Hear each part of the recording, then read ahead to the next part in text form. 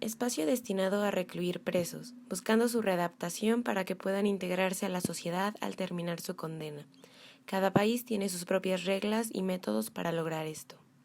Históricamente, en Colombia ha habido mucha violencia por conflictos, ya sean políticos, por paramilitares, por guerrillas o por el narcotráfico. Por estas razones es que en 1914 se creó la Dirección General de Prisiones, o sea, las cárceles colombianas, y se le encargó al Ejecutivo las prisiones nacionales. El Instituto Nacional Penitenciario y Carcelario nace en 1992. Este lleva los servicios penitenciarios, que son custodios, directivos y asesores dentro de las prisiones. La Unidad de Servicios Carcelarios y Penitenciarios nace en 2001.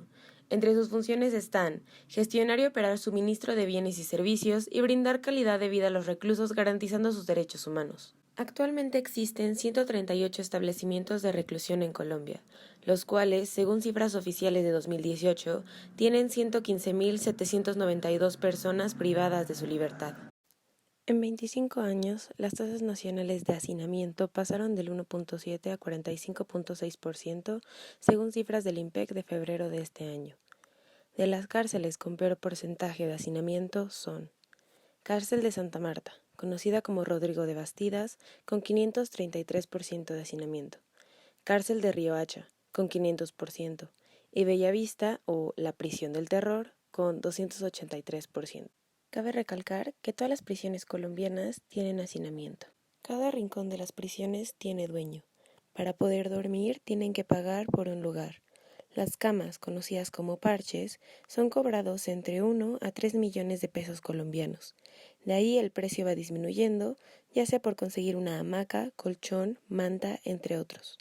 A los que no tienen dinero para pagar se les llama piratas y duermen directamente en el piso o con alguna manta que consiguen comprar.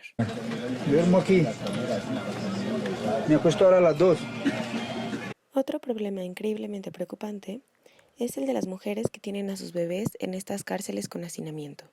El USPEC hace lo que puede para darles espacios a estas mamás con sus bebés, pero no hay mucho con qué trabajar. Del 2010 al 2015, el sistema penitenciario colombiano amplió su capacidad carcelaria en 10.000 cupos, los cuales no fueron suficientes, porque en ese mismo lapso la población en las prisiones creció en 36.843 nuevos reclusos. Dentro de los muchos problemas del sistema penitenciario, se debe tener en cuenta que en la actualidad el INPEC cuenta con 12.848 custodios, pero se calcula que se necesitan mínimo 22.630. Esto significa que no tienen el personal suficiente para lidiar con los reclusos en general y mucho menos con el porcentaje de hacinamiento que existe. Según el director del INPEC, Jorge Luis Ramírez Aragón, uno de los principales problemas es la cantidad de sindicados que hay en las cárceles, actualmente la tercera parte del total de la población. Un sindicado es un individuo en espera de una declaración de libertad o condena. En la actualidad, hay sindicados que han estado esperando su juicio o la resolución de su caso por años.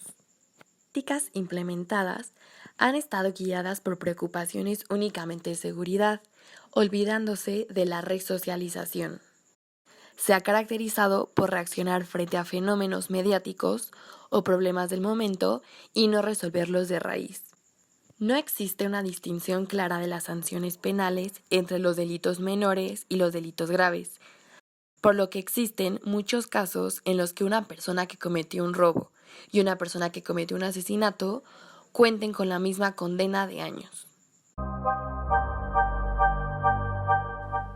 El hacinamiento, junto con el mal manejo del sistema penitenciario y carcelario, ha llevado a que haya corrupción dentro de las cárceles y que desde los 70s las cárceles fueran manejadas por narcotraficantes o gente con poder y dinero. Por la falta de seguridad y el control del narco, hay mucha circulación de drogas y armas dentro de los centros penitenciarios. La droga mantiene en estado de completa calma el establecimiento. Hemos encontrado pistolas, revólveres, granadas, armas cortopunzantes, cualquier cantidad.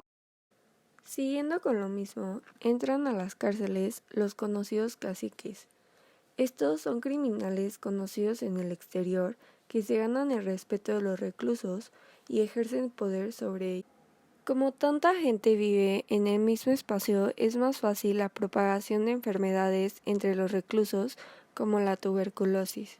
Al tener tanta gente en los pasillos y que las rejas e infraestructura no han tenido el mantenimiento debido, es muy probable que si ocurre algún incidente suceda una tragedia.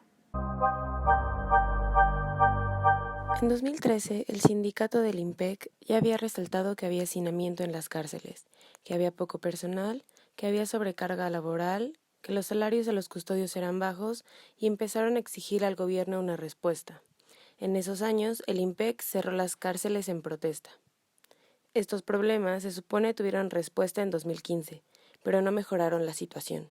Por eso, en 2017 empezó el Plan Reglamento, protestas por el incumplimiento de la normatividad vigente que fue firmado al final de las protestas de 2014. De los principales puntos de este nuevo Código Penitenciario es que se estipula que el máximo de hacinamiento en los centros carcelarios del país debe ser del 20%. Actualmente se ubica en 45.6%. Por este plan reglamento, el IMPEC cerró algunas de las cárceles, no permitían las visitas de los familiares a reclusos, se prohibieron las actividades dentro de las cárceles y los traslados y entrada de los nuevos reclusos. Las exigencias fueron las mismas que resonaron en 2013. Se pide que se resuelvan las irregularidades que ponen en riesgo a los que trabajan en el sistema carcelario y a los mismos presos. ¿Y quién cuida esos 1.600? En este momento estoy yo solo. A las 24 horas me releva otro compañero.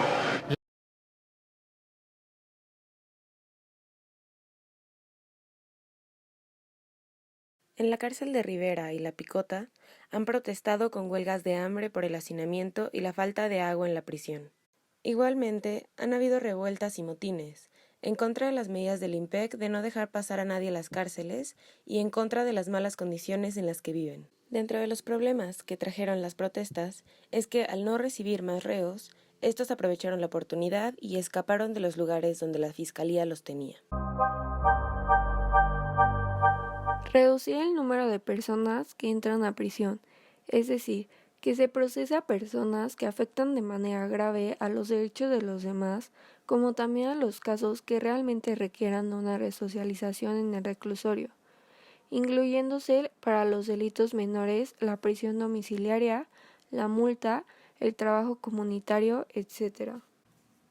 Reducir la cantidad de tiempo que pasa una persona privada de libertad y que se respeten los límites legales de un año, pues para abril de 2019 el IMPEC reportó que había 3.413 personas que llevaban más de 3 años detenidas sin que se hubiera decidido su caso, y muchas más que llevan más de 2 años en esta situación. Modificar la manera en la que Colombia enfrenta la criminalidad centrada en la resocialización y en el respeto de los derechos humanos. Ejecutar programas que prevengan la violencia y la delincuencia juvenil, disminuyan los riesgos por armas, el consumo de drogas y alcohol y disuadan la comisión de contravenciones y delitos con presencia y acciones de las autoridades.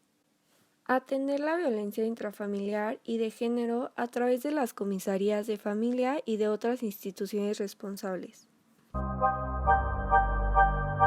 En 2011, el IMPEC realizó alternativas de solución, plasmadas en el documento llamado Modelos de Gestión Funcional asociados a las estructuras orgánicas y Ruta para la Transición, las cuales fueron suprimir, liquidar el IMPEC y crear una unidad administrativa especial adscrita al Ministerio de Defensa, con personal jurídico y con una autonomía administrativa y patrimonial.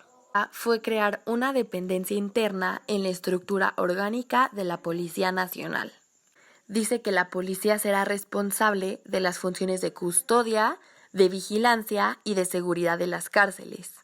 La revisión del Código Penal para definir si pueden despenalizarse algunas conductas para disminuir el hacinamiento carcelario. La ministra de Justicia, María Borrero, dijo que se trabajaría con la Fiscalía para atacar la corrupción y además revisar la detención domiciliaria. En 2014 se expidió la Ley 1709, que contempla varios mecanismos para descongestionar las cárceles. Plan Choque en Cárcel La Modelo. Este plan buscaba mitigar el hacinamiento y garantizar la atención médica en los centros. Se necesitan soluciones que sí funcionen, ya que este problema va empeorando cada vez más. Viviendo así, sin dignidad, en el piso o amarrados a las rejas, ¿cómo quieren que mejoren y que pueda haber resocialización? ¿En dónde más echar gente? Tiene que poner un remedio a esto. Claro, nadie está en contra de que se cumpla la ley. El que la embarra tiene que llegar por acá, normal, pero no con estas condiciones.